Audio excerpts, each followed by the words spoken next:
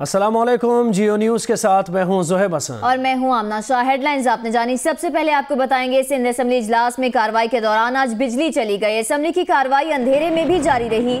इजलास में अपोजिशन का शोर शराबा हुआ। स्पीकर असेंबली आगा सराज दुरानी और तहरीक इंसाफ के रुकन असेंबली खुर्रम शेर जमान के दरमियान तकरार भी हुई और लोड शेडिंग से शुरू होने वाली गर्मा गर्मी में पानी का मसला भी उठाया गया। ये आप पढ़ें अपना एडजर्नमेंट मोशन। सर, ये एडजर्नमेंट मोशन पढ़ने से पहले मैं आपको अर्ज कर दूं कि ये कराची की पानी की शॉर्टेज के बारे में बात हो रही है। और सर मैं आपसे गुजारिश कर रहा हूं, I will not allow it. आप अपना एडजर्नमेंट मोशन पढ़ें। आप अलाउ करेंगे क्या? आप एडजर्नमेंट मोशन में अलाउ कर रहा हूं, आप पढ़ें। Don't go out of the adjournment motion. You always do that. You've been doing this for last 4-5 days. You're going out of the way. Don't do that. बहुत हो गया है। आप अपना एडजर्नमेंट मोशन पढ़ें जो आपने लिखा है। Don't go here and there. Don't change your track. I will not allow it. जी क्या मैं कह रहा हूँ, करो, पढ़ो। जितना आउट ऑफ द वे आप गए ना उतना तो कोई भी नहीं गया। जितना आउट ऑफ द वे आप गए उतना तो कोई नहीं गया। अब पढ़ो अपना। अभी मैं बोलूंगा तो बुरा लगेगा आपको। टाइम खत्म हो रहा है फिर भी नहीं सीख रहे। मैं करप्शन नहीं सीख सकता हूँ जो सिखाना चाह रहे हैं आप, वो अपने लोगों को सिखाएं आप। I am telling you, ठीक है, जस्ट रीड योर मोशन और सिट डाउन। आपको लग रहा है कि जैसे आपका वोट लेकर आए खाली आप। मैं अपने हिसाब से पढ़ूंगा सर, लेकिन आपका तरीकाकार तब्दील नहीं हो सका 5 साल में भी। वज़ीर आज़म के हुक्म पर के इलेक्ट्रिक को गुज़श्ता रोज इजाफी गैस तो मिल गई, लेकिन शहर में लोड शेडिंग की सूरत हाल में अब भी बेहतरी नहीं आ सकी। SSGC की जानिब से के इलेक्ट्रिक को 40 MMCFT इजाफी गैस फराहम कर दी गई, जिसके बाद के इलेक्ट्रिक की जानिब से दावे किए गए कि शहर में लोड शेडिंग की सूरत हाल में बेहतरी नजर आएगी। लेकिन मुख्तलिफ इलाकों में मरहलावार लोड शेडिंग का सिलसिला जारी है। मुतासरा इलाकों में लियाकताबाद, C1 एरिया, नाज़िमाबाद, पापोश नगर और रिजविया 10 से 12 घंटों की लोड शेडिंग वहां पर की जा रही है, जबकि बफर जोन गरीबाबाद, महमूदाबाद, मंजूर कॉलोनी और स्कीम 33 में 6 घंटों से ज्यादा लोड शेडिंग की जा रही है। कि इलेक्ट्रिक ने गैस मिलने पर मजीद 500 मेगावाट बिजली पैदा करने का दावा किया है, जबकि डिमांड के मुताबिक मतलूबा गैस की मिकदार फराहम कर दी गई है।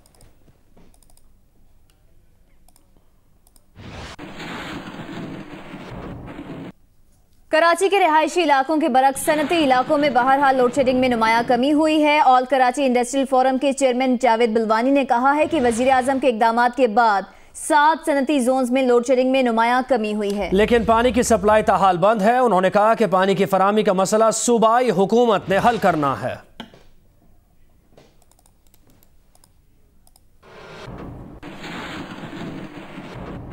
आगे बढ़ते हैं। गुजरात में पाकिस्तानी नौजवान अतालवी लड़की सना चीमा की पुरस्कार मौत से मुतालिक। सना चीमा की मौत तबई थी या गैरत के नाम पर कत्ल किया गया। पुलिस अब तक गुत्थी सुलझाने में नाकाम रही। पुलिस की इलाका मजिस्ट्रेट को पोस्टमार्टम के लिए कब्र कुशाई की दरखास्त। सना चीमा वालिदैन के हमरा जनवरी में पाकिस्तान आई थी। 18 अप्रैल को मौत वाक़ई हो गई सना चीमा की। वर्षा ने तदफीन कर दी। पुलिस बाद में हरकत में आई। सना चीमा के वालिद, चचा और भाई के खिलाफ मुकदमा दर्ज कर लिया गया है। मुल्जिमान फरार हैं, उनकी तलाश जारी है। और इस वाक़े से मुताल्लिक़ तहक़ीक़ाती ऑफिसर का बताना है कि सना चीमा के कत्ल की FIR 23 अप्रैल को दर्ज की गई। सना चीमा के वालिद, भाई और चचा के खिलाफ मुकदमा दर्ज किया गया। तहक़ीक़ात जारी हैं। मैयत की तदफीन कर दी गई थी, इसलिए पोस्टमार्टम नहीं हो सका। पुलिस का ये बताना है। पुलिस का ये भी बताना है कि इलाका मजिस्ट्रेट को कब्र कुशाई की दरखास्त दे दी है। सना चीमा के वालिद, चचा और भाई की तलाश जारी है और उन्हें जल्द ही गिरफ्तार कर लिया जाएगा। ये थाना कुंजा में गांव है मूंगोवाल गरबी में सना चीमा नामी लड़की जो है, इसकी पता चला है कि 18 तारीख को ये फौत हुई है और इसका 19 तारीख को जनाजा हुआ है। हमें इसका मीडिया के ज़रिए जो है पता चला कि इसका मर्डर हुआ है। इसकी FIR हुई है 23 तारीख को। 251/18 इसका मुकदमा नंबर है, जो 302/201 जुर्म में दर्ज हुआ है इसके वालिद, भाई और चचा के खिलाफ। तो अभी इसमें इन्वेस्टिगेशन हो रही है। चूँकि उसके लाश जो है वो दफन हो चुकी है, उसका प्रोसीजर अडॉप्ट किया गया है, उसकी कब्र कुशाई होगी। उसके लिए डिस्ट्रिक्ट एंड सेशन जज साहब को एप्लीकेशन दी है, जिन्होंने इलाका मजिस्ट्रेट को मार्क किया है और इलाका मजिस्ट्रेट साहब जो कोर्ट प्रोसीजर है उसके तहत वो प्रोसीजर हो रही है। ये इटालियन नेशनल थी तो जब इसकी डेथ हुई है, इनको चाहिए था कि वो उसके इसकी पाकिस्तान में डेथ हुई है, इटालियन एम्बेसी को इन्फॉर्म किया जाता, मुतलका पुलिस को इन्फॉर्म किया जाता। ना तो इन्होंने मुतलका पुलिस को इन्फॉर्म किया, ना इटालियन एम्बेसी को इन्फॉर्म किया। हमने इसमें इसका वालिद, इसका चचा और इसका भाई जो है वो FIR में नामजद है। उनकी तलाश जारी है, अभी तक कोशिश कर रहे हैं। बहुत जल्द इंशाल्लाह ताला हम तमाम मुलजमान को गिरफ्तार कर लेंगे। साथ साथ ये भी आपको बताएं कि इटली के शहर बोरोशिया में पाकिस्तानी कम्युनिटी का सना चीमा की पुरअसरार हलाकत के खिलाफ एहतजाज किया गया है। मुजाहिरीन ने गुजरात पुलिस से शफाफ तफ्तीश का मुतालबा किया है। बोरोशिया में मुकीम पाकिस्तानी कम्युनिटी का सना चीमा से इजहार यकजहती।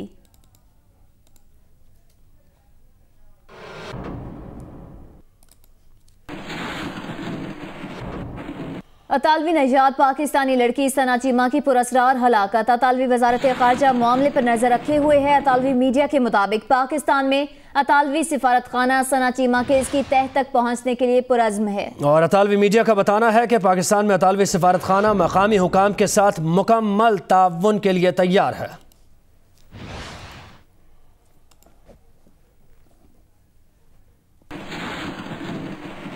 और अहम खबर यह है कि मिट्टी उठाने का झगड़ा इतना बढ़ा कि लोग मौत की वादी में चले गए। 5 अफराद को मनो मिट्टी तले दबा दिया गया।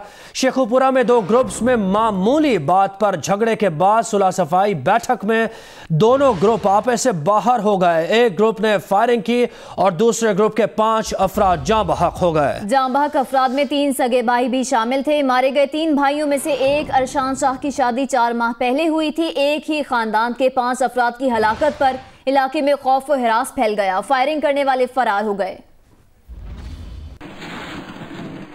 5 कत्ल का अंदोनाक वाकया पेश आया मुरीद के इलाके हद्दों की तार बाजार में। पुलिस के मुताबिक बट ग्रुप और शाह ग्रुप में चंद दिन पहले झगड़ा हुआ था। इसी रंजिश पर बट ग्रुप ने अंधाधुंध फायरिंग कर दी। गोलियां लगने से 3 भाई कैसर शाह, आमिर शाह और अरशान शाह मौके पर हलाक हो गए, जबकि कैसर शाह का बेटा इरफान शाह और सुलह कराने वाला शख्स इरफान शदीद जख्मी हुए। ये दोनों भी अस्पताल पहुंचकर दम तोड़ गए। इनिशियल इन्वेस्टिगेशन है, इनिशियल इन्फॉर्मेशन है, जो इन्फॉर्मेशन आगे आगे पता चलेगा। बहरहाल हमने एडिशनल SP साहब की सरबराही में एक टीम की तश्कील दे दी है, जो इंशाल्लाह ताला हम बहुत जल्द मुल्ज़मान तक पहुँच जाएंगे। 5 अफराद के कत्ल के इस लड़ज़ाखेज़ वाक़े पर इलाके में कोहराम मच गया। 3 बेटों और पोते की हिलाकत पर बूढ़ी माँ की हालत देखी नहीं जाती थी। बल्कीस बीबी ने बताया कि उसने अपने छोटे बेटे अरशान शाह की शादी 4 माह पहले ही की थी। मेरी सारी कमाई वे मेरे पुत्र का दिमाग ही बाहर काटता, कोई गल नहीं, कोई गल ही नहीं। हाय हाय कोई झगड़ा हो जाता, हथों पई हो जाते, कोई गल नहीं सी, झगड़ा कोई नहीं सी, जान के मेरे पुत मारते। तीनों भाइयों की बेवगान और छोटे बच्चे भी गम से निढाल। मकतूलीन के करीबी अजीज अली रजा की मुदय्यद में 9 नामजद और 2 नामालूम अफराद के खिलाफ कत्ल और इक़दाम कत्ल की दिफात के तहत मुकदमा दर्ज कर लिया गया। ताहम पुलिस का कहना है कि मुलजिम घरों को ताले लगाकर फरार हो चुके हैं, जिनकी तलाश में छापे मारे जा रहे हैं। कैमरामैन रिजवान भट्ट के साथ अहमद फराज, जियो न्यूज़, लाहौर। आगे बढ़ते हैं। इस्लामाबाद में अमरीकी सफारतकार की गाड़ी से शहरी अतीक बेग की हलाकत के केस में वफाकी हुकूमत ने अपना जवाब इस्लामाबाद हाई कोर्ट में जमा करा दिया है। डिप्टी अटॉर्नी जनरल राजा खालिद ने अदालत को बताया कि कर्नल जोसेफ की गिरफ्तारी हो सकती है, ना ही उसका ट्रायल किया जा सकता है। कर्नल जोसेफ का नाम ब्लैक लिस्ट में शामिल कर लिया गया है और वो पाकिस्तान नहीं छोड़ सकता। अलबत्ता कर्नल जोसेफ को सिफारती इस्तिस्ना हासिल है। एक और अहम खबर यह कि NRO से मुताल्लिक़ केस में सुप्रीम कोर्ट ने परवेज़ मुशर्रफ, आसिफ जरदारी, मलिक क़य्यूम और नैब को नोटिस जारी कर दिए। फ़रीक़ैन से जवाब तलब करते हुए अदालत ने केस की समाअत 1 माह के लिए मुलतवी कर दी। दरख्वास्त गुजार का मौक़िफ़ है कि NRO की वजह से मुल्क का अरबों का नुकसान हुआ। NRO कानून बनाने वालों से नुकसान की रकम वसूल की जाए। इस पर चीफ जस्टिस ने पूछा कि आपने किसे फरीक बनाया है। दरख्वास्त गुजार ने कहा कि उसने परवेज़ मुशर्रफ, आसिफ जरदारी, मलिक क़य्यूम और नैब को फरीक बनाया है। चीफ जस्टिस ने सवाल किया कि आपका मुकदमा दायर करने का बुनियादी हक क्या है। अदालत NRO कानून को कलअदम करार दे चुकी है।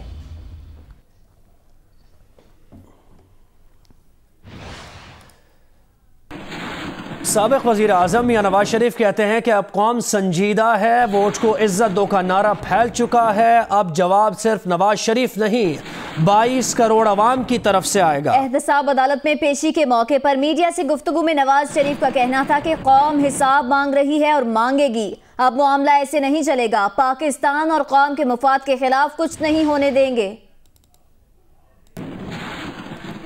अब वोट को इज्जत दो का जो नारा है ये घर घर फैल चुका है, ये गांव गांव फैल चुका है। अब ये रुकेगा नहीं मामला। ये 21वीं सेंचुरी है और यहाँ पे फ्रीडम ऑफ एक्सप्रेशन को दबाया नहीं जा सकता। मैं ये समझता हूँ कि ये नहीं चलेगा इस तरह से मामला, और ये कौम हिसाब मांग रही और मांगेगी। ये जवाब आएगा, सिर्फ नवाज शरीफ से नहीं आएगा, ये पाकिस्तान के 22 करोड़ अवाम की तरफ से आएगा। ये जो काम जिसका साजे उसी को काम करने दें। अगर ब्यूरोक्रेसी का काम है तो ब्यूरोक्रेसी को करने दें, अगर सियासतदानों का काम है सियासतदानों को करने दें, अगर वज़ीर आला का काम है, काबीना का काम है, उनको करने दें। अच्छा भला करेंगे आप ऑरेंज ट्रेन को बंद करके गरीबों को अच्छी भली एक ट्रांसपोर्ट से महरूम कर देंगे आप, जो बेचारे सस्ते दामों सफर करना चाहते हैं। मैं बिल्कुल समझ देखें, मेरे खिलाफ जो हो रहा है, लेकिन मैं इस कौम के खिलाफ ऐसा कुछ नहीं होने दूंगा जो पाकिस्तान के मफाद के खिलाफ हो और कौम के मफाद के खिलाफ हो। तहरीक इंसाफ के चेयरमैन इमरान खान ने कहा है कि ट्रंप जैसे लोगों का मकसद सिर्फ पैसा बनाना होता है, सिर्फ अपने लिए सोचने वालों की जिंदगियों में कोई फर्क नहीं पड़ता। लाहौर में तकरीब से खिताब करते हुए उनका कहना था कि मुल्क के अस्पतालों की हालत ज़ार देखकर दुख होता था। किसी ने नहीं सोचा गरीब अपना इलाज कैसे कराए। पाकिस्तान के अवाम मुल्क की असल ताकत हैं।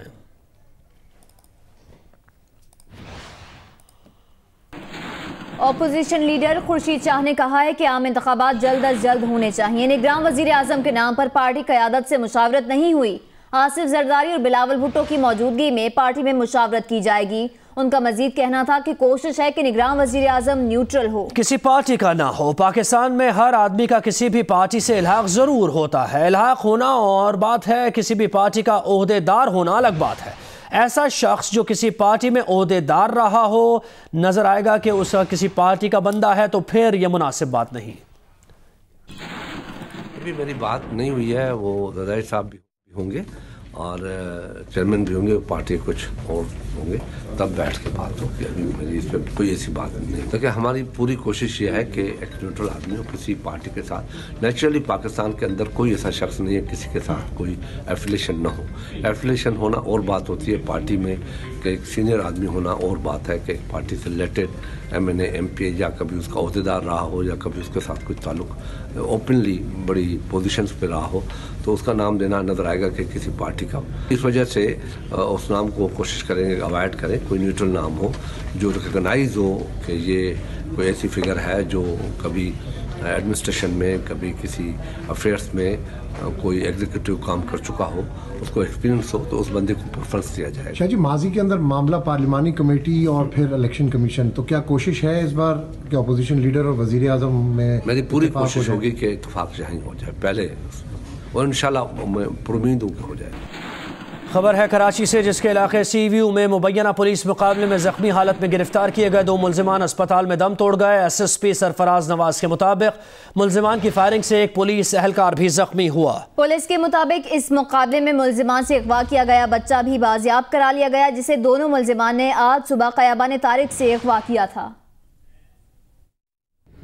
जी बिल्कुल, इस वक्त हम सी व्यू 2 दरिया के करीब मौजूद हैं और यहाँ पर ही जो है वो साउथ जोन पुलिस की जानिब से इनकाउंटर जो है वो किया गया है, जिसमें 2 अगवाकार जो है वो मारे गए हैं, जबकि एक बच्चे को बाजियाब जो है वो इसमें कराया गया है। आप ये देख सकते हैं कि ये वो गाड़ी है जिसमें मुलजिमान जो है वो सवार थे। काले शीशे टिंटेड गाड़ी है, आप देख सकते हैं कि इस गाड़ी के जो है वो काले शीशे हैं। इसी में एक सीट पर जो है वो ड्राइविंग सीट पर एक मुलजिम मौजूद था, एक अगवाकार यानी कि, और पीछे वाली सीट पर भी जो है वो एक मुलजिम बैठा हुआ था। बच्चे को इन्होंने जो है वो सुबह क़याबान तारिक से जो है वो अगवा किया है और उसके बाद जो है वो मुलजिमान की डील जो है वो उनके वालिदैन से शुरू हुई। तकरीबन 15 करोड़ रुपए से तावान जो है वो तलब किया गया था मुलजिमान की जानिब से, लेकिन आखिर में 70 लाख रुपए के जो है वो बच्चा देने की बात जो है वो तय हुई।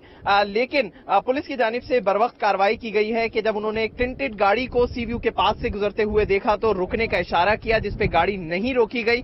पुलिस ने उसका ताक़ुब किया तो मुलजिमान की जानिब से फायरिंग की गई, जिसके नतीजे में एक पुलिस एहलकार जख्मी भी हुआ, जबकि जब पुलिस की जानिब से जवाबी कार्रवाई की गई जिसमें 2 मुल्जिमान जो है वो मारे गए हैं और बच्चे को बाजियाब करा लिया गया है। बच्चा सुबह स्कूल जा रहा था अपने वालिद और ड्राइवर के साथ, जब उसको अगवा किया गया था। वालिद को 2 मुल्जिमान जो है वो दीगर गाड़ी में लेके घूमते रहे, जबकि जो है वो इस गाड़ी में जो है वो बच्चे को मुल्जिमान ने अपने साथ बिठा लिया था। अभी इस गाड़ी की डिटेल्स भी जो है वो चेक की जा रही हैं कि किसके नाम पे रजिस्टर्ड है। वैसे जो है वो इस पे कोई नंबर प्लेट नहीं लगी हुई है, लेकिन चेसिस नंबर और इंजन नंबर की मदद से जो है वो गाड़ी की मजीद डिटेल्स जो है वो हासिल की जा रही हैं। फरार होने वाले 2 मुल्जिमान के हवाले से भी जो है वो कोशिश की जा रही है कि कोई मालूमात हासिल हो सके।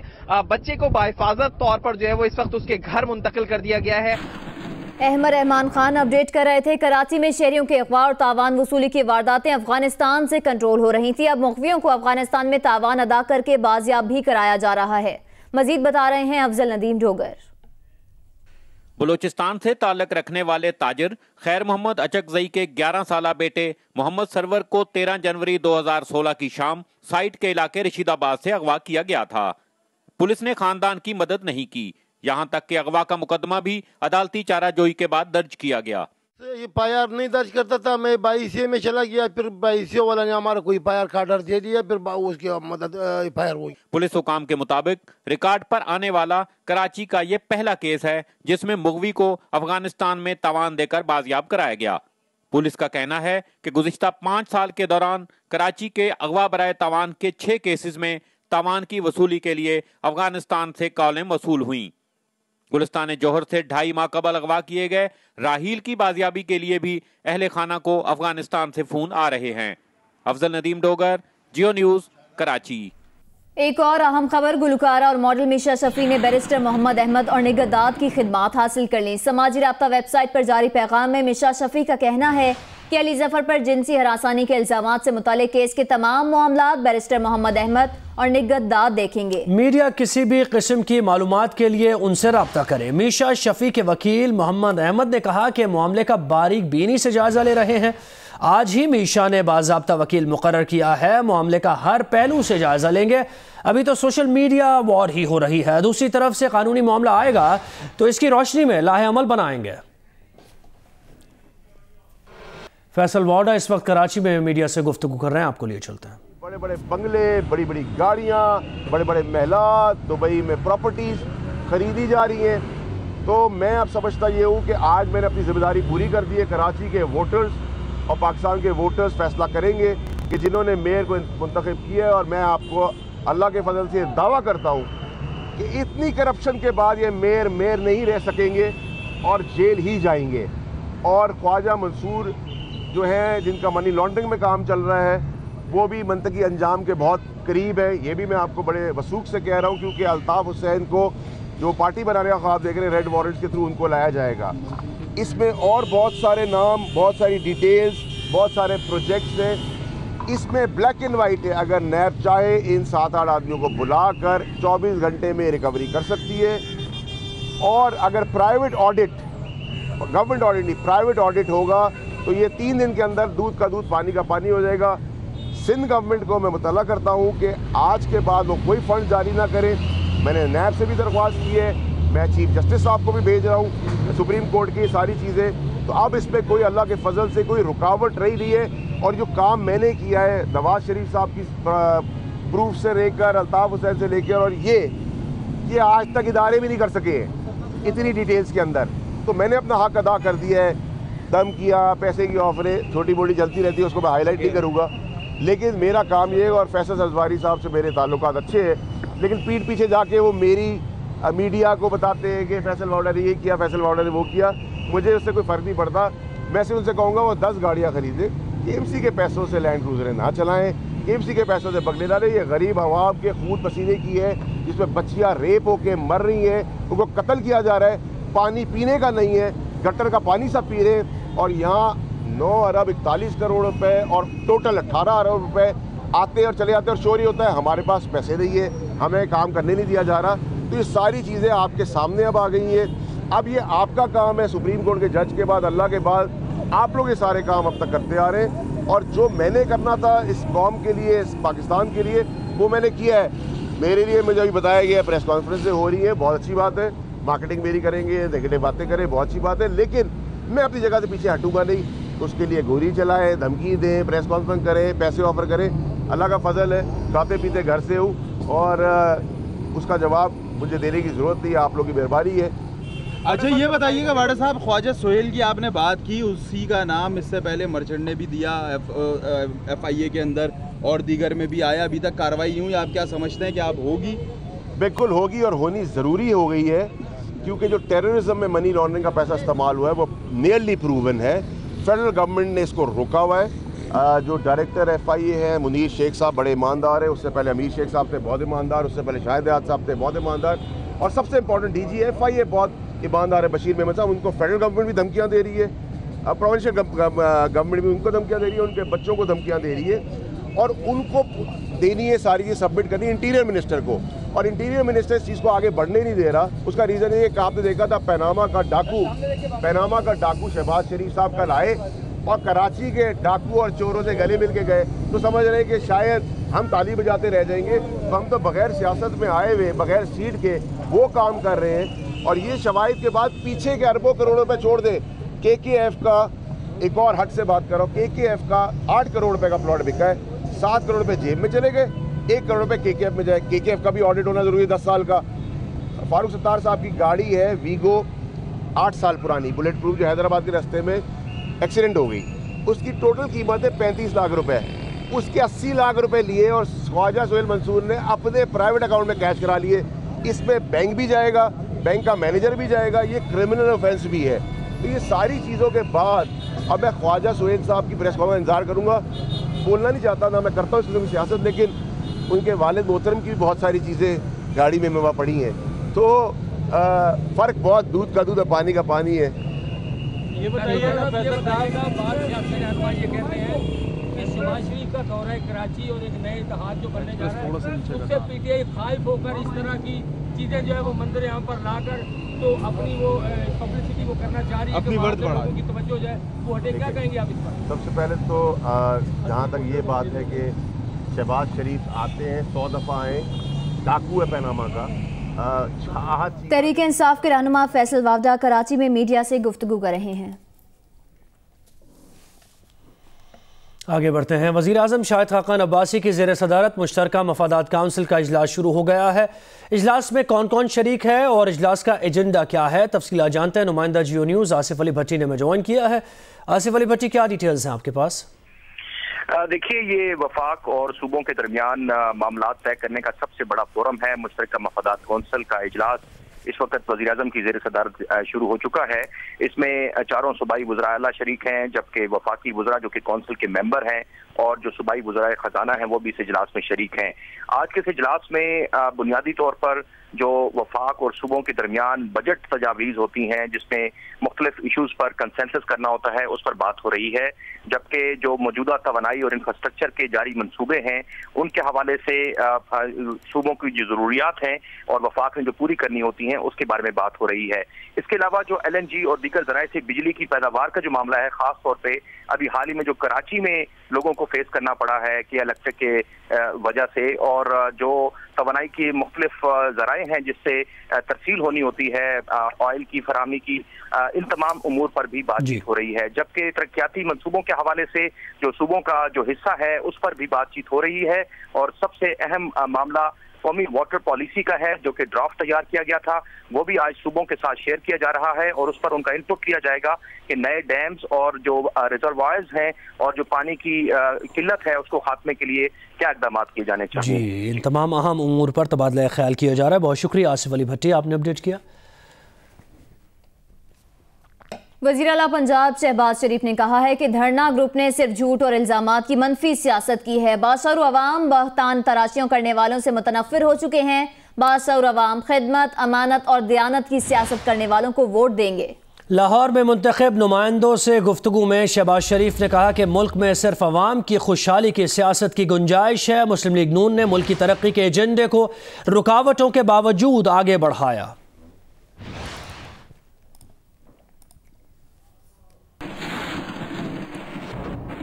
साबिक वजीर खारजा हिना रब्बानी खर और रुकन कौमी असम्बली नूर रब्बानी खर के खिलाफ मुजफ्फरगढ़ में जालसाजी का मुकदमा दर्ज कर लिया गया है। एंटी करप्शन हुकाम के मुताबिक मुकदमा हिना रब्बानी के सौतेले भाई की मदयत में दर्ज किया गया। नुमाइंदा जियो न्यूज़ अदनान मुश्तबा ने हमें ज्वाइन किया है। अदनान, इस मुकदमे की क्या डिटेल्स हैं आपके पास? जी मैं आपको बताता चलूं, जो हिना रब्बानी खर के वालिद हैं पीपल्स पार्टी के MNA नूर रब्बानी खर, उन्होंने ज़ेबू निसार नामी खातून से पहली शादी की थी, तो उसके बाद उन्होंने उन्हें तलाक दे दी थी। तो उसके बेटे की जानिब से, अब्दुल खालिक उनके बेटे का नाम है, उनकी जानिब से मुकदमा दर्ज करवाया गया है अपने वालिद पर, सगे वालिद पर, अपनी सुतेली बहन हिना रब्बानी खर और जो खानदान के दीगर अफराद हैं उनके जो सुतेले बहन भाई हैं उन पर मुकदमा दर्ज कराया गया है कि उन्होंने जालसाजी से 1535 कनाल उनकी जमीन अपने नाम इंतकाल करा लिया। इसके अलावा जो महकमा माल के अफीसरान हैं और जो पटवारी हजरात हैं उनके खिलाफ भी उन्हें भी मुकदमे में नामजद किया गया है कि इन लोगों की मिली भगत से जो करोड़ों रुपए मालियत की 1535 कनाल जमीन है वो अलाट की गई है। और ये 1971 से सन 2002 तक मुख्तलिफ अदवार में ये जमीनें अलाट कराई जाती रही। इसमें मुकदमे में मुख्तलिफ हवालाजात हैं, इंतकाल नंबर हैं। इसके अलावा जो हमारी बात हुई थी महकमा एंटी करप्शन के हुकाम से, उनका कहना था कि इस मुकदमे के हवाले से जी महकमा एंटी करप्शन अब इसकी इंक्वायरी करेगा, तहकीकात करेगा। बहुत शुक्रिया, आपने अपडेट किया Adnan. Chief justice Pakistan justice Mian Saqib Nisar ने लाहौर के नाबीना वकील की अपील का नोटिस लेते हुए चीफ जस्टिस लाहौर हाईकोर्ट को इंटरव्यू लेने की हिदायत कर दी। नाबीना वकील यूसुफ सलीम को सिलेक्शन कमेटी ने सिविल जज के ओहदे के लिए मुस्तरद कर दिया था। Chief justice Pakistan justice Mian Saqib Nisar ने लाहौर के नाबीना वकील की अपील का नोटिस लेते हुए चीफ जस्टिस लाहौर हाईकोर्ट को इंटरव्यू लेने की हिदायत कर दी है। नाबीना वकील यूसुफ सलीम को सिलेक्शन कमेटी ने सिविल जज के ओहदे के लिए मुस्तरद कर दिया था। नाबीना वकील यूसुफ सलीम का मामला दी न्यूज़ और जंग के सहाफ़ी उमर चीमा सामने लाए थे। कराची समेत सिंध भर में इंटर के इम्तिहानात का आगाज हो गया। कराची में पहला पर्चा ही वक्त से पहले आउट हो गया, जबकि कई इम्तिहानी मराकज़ में मोबाइल फ़ोन का इस्तेमाल भी जारी रहा। अहम खबर यह कि निजी तालीमी इदारों की फ़ीसों में इजाफे से मुताल्लिक़ केस में सिंध हाई कोर्ट ने रिमार्क्स दिए कि हुकूमत फैसला कर ले कि तालीम को सनत करार देना है या बुनियादी ज़रूरत। दोनों सूरतों में मामले का जायजा लेने का मयार मुख्तलिफ होगा। हुकूमत अपना काम नहीं कर रही, जिसकी वजह से मुश्किलात का सामना है। स्कूल्स 2000 से 50,000 रुपए फीस वसूल कर रहे हैं, इसका क्या मयार है? जस्टिस अकील अब्बासी ने रिमार्क्स दिए कि निसाब और टीचर्स के मयार की किसी को तशवीश नहीं। अदालत ने दरखास्त पर लार्जर बेंच की तश्कील के लिए मामला चीफ जस्टिस को भिजवा दिया।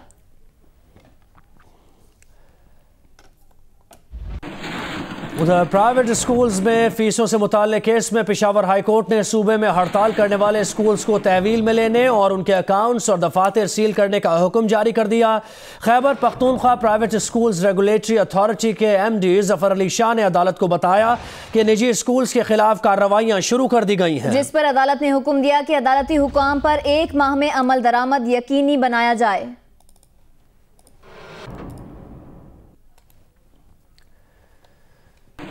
पेशावर में प्राइवेट स्कूल्स रेगुलेटरी अथॉरिटी के खिलाफ निजी स्कूल्स की हड़ताल जारी है। बेशतर निजी स्कूल्स आज दूसरे रोज भी बंद रहे। हड़ताल रेगुलेटरी अथॉरिटी और उसके कवायद और ज़वाबित के खिलाफ की जा रही है। रेगुलेटरी अथॉरिटी के मुताबिक सालाना फीस में इजाफा नहीं किया जाएगा। 2 बहन भाइयों में से एक से आधी ट्यूशन फीस ली जाएगी। छुट्टियों के दौरान तलबा से आधी फीस ली जाएगी। छुट्टी के दौरान तलबा से ट्रांसपोर्ट फीस नहीं ली जाएगी।